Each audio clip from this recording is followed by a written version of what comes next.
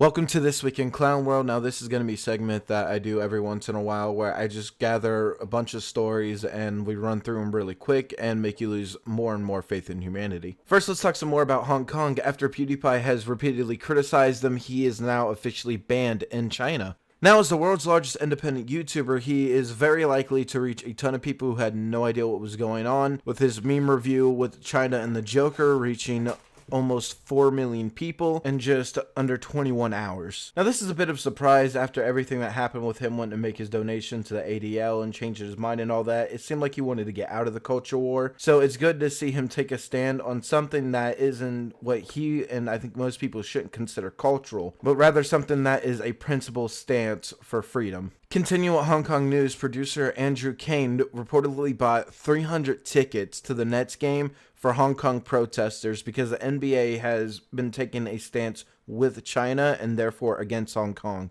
Now, this was a great move as tons of people showed up wearing pro-Hong Kong t-shirts, some people even dressing as Winnie the Pooh. If you don't know, Winnie the Pooh is also banned in China because many people there were saying that it looks a lot like their president. Speaking of people who got banned, Laura Loomer, a Florida congressional candidate, has actually outraced in the third quarter the incumbent, which is the person who already holds the position. Now, this proves that deplatforming people doesn't work. All it does is make it where you're unable to see what they're up to anymore. Now, Nintendo is also seeing that censorship backfires. Now, Nintendo and Encore released a game a few years back on the Wii U called Tokyo Marriage Season. And obviously, when it was ported here to the West and localized, a lot of it got censored. Well, they wanted to re-update this game for the Switch and re-release it. Now, instead of updating both the Japanese and English version, they wanted to update the English version, which does already have the Japanese voice lines, and just re-release the Western version in Japanese as well as English, which means the Japanese people would be getting the censored version. Obviously, this backfired. Now, it's hard to say if this is straight up censorship or if this is just laziness. Nintendo has come out against censorship lately after releasing the Wii U, even allowing M-rated and visual novel games on their store. Nintendo has even gone so far to say that it's actually bad for the gaming industry to do censorship, which is amazing that PlayStation is now censoring and Nintendo is not. One of the main reasons why I'm not hyped for the PlayStation 5. Now, it's hard to say if this was just laziness or if Encore really wanted to censor the game. Speaking of American companies who want to ruin things from Japan, Funimation got caught changing the dubs for an anime called You Know, a Girl Who Chants Love at the Bound of This World. Yes, that's a full title. A lot of these titles are getting long anymore. Was caught changing lines in order to push their agenda. Once more, this is a very common thing, along with many other problems with Funimation. One of the main things is when you don't like them, you can't cancel your subscription for some reason. Now, there was some changes in the dubbing just so it could fit. This is a very common practice. Like in Dragon Ball Z, the original line is over 8,000 here in America. Our dub said over 9,000 to fit better. But there was one change that was not purely for dubbing reasons. So the two of them get in a little spat, and she asks why does she put up with him. He says, not sure, is it that time of the month? And she says, how crude. But in the Funimation dub, it was changed to, good question, maybe is it that time of the month? And she responds, you're such a misogynist. Now, to most people, this doesn't seem like much, but Funimation does have a very long history of changing the dubs. It's not so bad if they created the property, but they are taking a property that is well liked and changing it to suit themselves. Now, Funimation isn't the only ones who are wanting to kill old IPs just for the sake of it. Ruby Rose, the lead actress of Batwoman, the new CW show, whose third episode premieres tonight. Not like anybody's going to watch it. We'll get to that. She said that there's many shows for old white men, and this isn't one of them. Speaking on Batwoman, so she pulls a Brie Larson, and it's bad enough that obviously she's targeting a race and gender based off their race and gender, which obviously is a messed up thing to do. But if you're progressive enough, it doesn't matter. You're the good guy, even though you're acting like the bad guy. But what she didn't take into account for, and apparently neither did the producers, the PR team, her fellow actors, anybody who worked on this, was the fact that they were gonna listen. Batwoman premiered with the lowest views for the first episode for any of the Arrowverse and maybe even CW history, premiering with a 1.86 million viewers. Now for comparison, Arrow, the first in the line of all of these Arrowverse shows, premiered with 4.14 million views. The Flash, the second and the best to come along, was 4.83 million views, and Supergirl saw a whopping premiere of 12.96 million views. So contrary to what the media is going to try to tell you, it had nothing with her being a woman, and obviously it had nothing to do with her being a lesbian. The comic book sold well, and she was a woman and a lesbian in the comics. But that's not the end of the story, because we saw a 20% drop to 1.45 million views.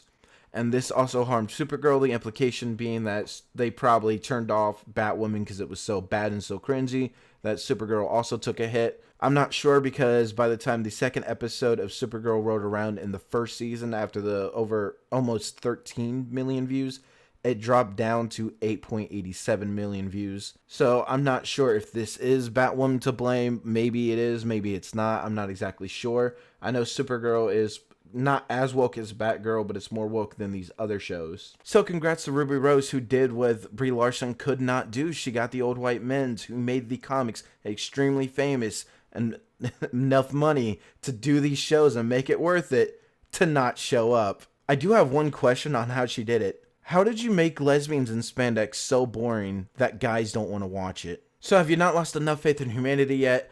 A 13-year-old Kansas girl pointed a finger gun at her classmates and now may be charged with a felony. This started when a kid in her class came up to her and asked if she could kill 5 people in the class. Who would it be? She pointed her finger gun at 4 other students and then herself. And they actually said that this is a threat of violence.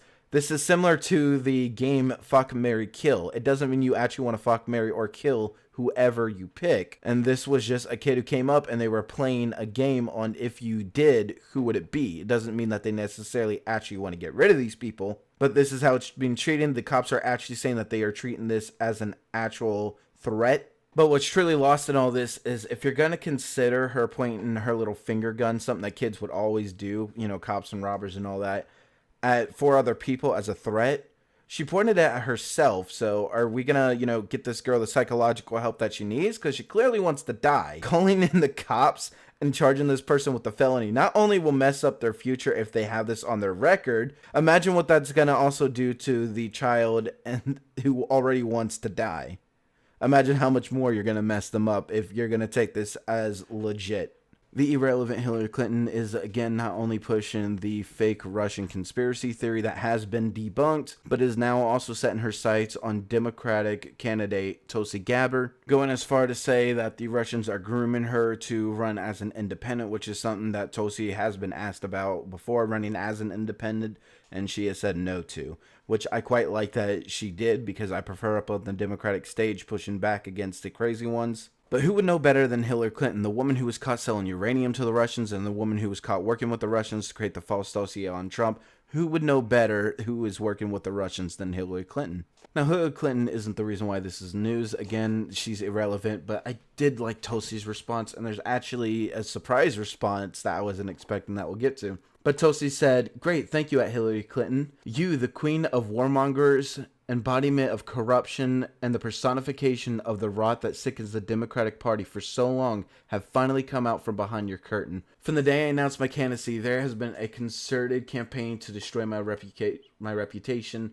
We wondered who was behind it and why. And now we know it was you, through your proxies and your powerful allies in the corporate media and your war machines, afraid of what threat I pose. And now it is clear that this primary between you and me. Don't cower behind your proxies. Join the race directly." Now, Tulsi just laid the smackdown on Hillary, just like she did Kamala Harris on that stage. But in a surprise, Van Jones actually came out to slam Hillary Clinton and even said that it's a smear with no facts. This is Van Johnson from the Clinton News Network, CNN. So after the Project Veritas leaks at CNN and how all they talk about is Trump, it's nice to see somebody from CNN come out and point out that Hillary isn't using facts and all she's doing is trying to smear people.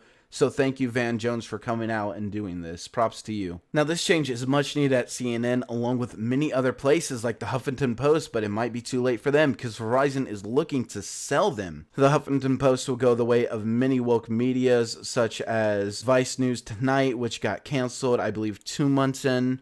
Mike.com, CNN, which also had a bunch of layoffs, Gizmodo and Gawker, which both went under, and so many other outlets. But I get it. For some people, writing is a hobby. For some people, it's a job. And for some people, it's a passion. Well, your passions doesn't always work out. So I think when somebody is very passionate and what they produce is good, we should always end up giving them a shot. A YouTuber by the name of Fantazoid actually makes a bunch of animated Dead by Daylight themed videos. And I think a lot of his work is good. He clearly does have passion for it. What I actually saw was this one from a few weeks ago was Spider-Man with the original animated theme song recreated into Dead by Daylight. So I wanted to give you guys a little glimpse of that.